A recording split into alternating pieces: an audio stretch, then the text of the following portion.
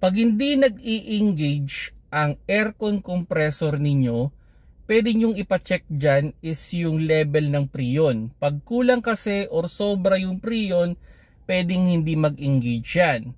Pwede naman din na may problema kayo sa clutch.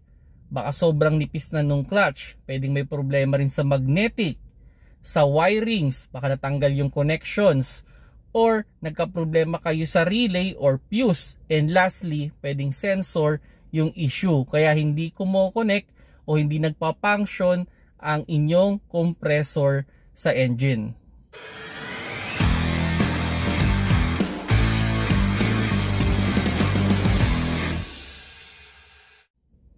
Hello mga paps, I'm Kuya Shane at yun, explain ko lang sa inyo no, kung sakali mang ma-experience ninyo na hindi nag-i-engage ang compressor ng inyong aircon. So halimbawa, naka-on na yung sasakyan, naka-on naman yung aircon ninyo, pero napapansin ninyo, walang engagement o hindi nagsasama yung clutch tsaka yung pulley dyan sa inyong compressor. So explain ko lang sa inyo kung ano yung mga posible nyong i-check or i-diagnose para makita natin yung problema. So isa sa mga common issue dyan kung bakit hindi yan nag-i-engage is pag nakulangan sa preon yung inyong sasakyan.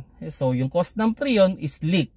So kung sakali mang naubusan niya ng preon, kasi di naman madadagdagan yan kung hindi nyo dadagdagan, pero commonly is yung nababawasan.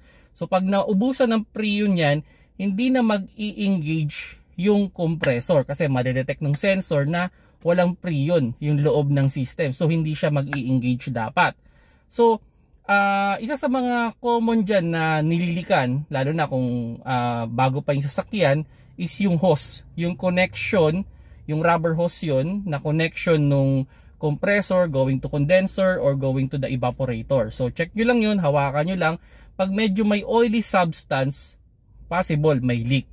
Kaya hindi nag-i-engage kasi kulang sa preon o walang preon yung aircon system ninyo. So kailangan nyo siyang ipa-repair, palagyan ng refrigerant ulit para lumamig o para mag-engage siya. Then, pwede rin maging cause niyan is pag masyado nang malayo yung gap nung clutch tsaka nung pulley. Kasi syempre kakaklap niyan, okay, kadidikit niyan, eventually ninipis yan o lalayo yung gap. Pag masyado nang malayo yung gap niyan, hindi na mamamagnetize yung clutch. Okay, so ang ginagawa naman dito, siyempre check din kung malayo na yung gap, meron niyang spacer. Usually may 2 to 3 spacer yan. So pwedeng tanggalin yung spacer, then ilagay and i-check kung mag-o-okay. Pero kung ubos na yung spacer at malayo pa rin yung gap, kailangan i-replace yung pulley tsaka yung clutch. And pwede rin namang may problema dyan is yung magnetic. So yung magnetic natin ay hindi na nagpa-function o hindi niya na magnetize yung clutch, kaya hindi na dumidikit yung clutch do sa pulley. So to diagnose it naman, normally ginagawa dyan, nilalagyan ng supply from the battery yung magnetic and makikita naman dun kung nagpa-function pa siya. Then syempre, i-check na rin yung wirings. Okay, kung yung wirings ba is okay, buo ba, yung connector ba is okay ba, intact ba. Then i-check na rin dyan yung fuse, okay, and yung mga relay na connected dun sa inyong aircon system. Kaya kung sakali man. Then lastly, ang pwede rin i-check dyan is yung sensor.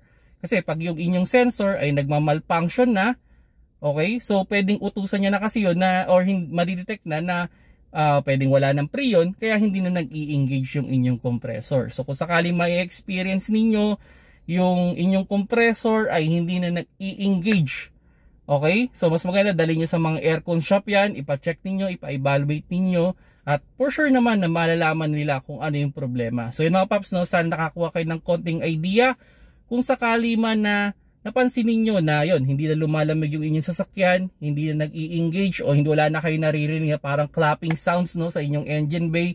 So better ipa-check ninyo yung inyong preon, yung magnetic, yung clutch, yung fuse o yung mga wirings o yung sensor, at baka doon maayos na yung inyong aircon system. Kung nagustuhan niyo yung video, paki-like na lang mga paps.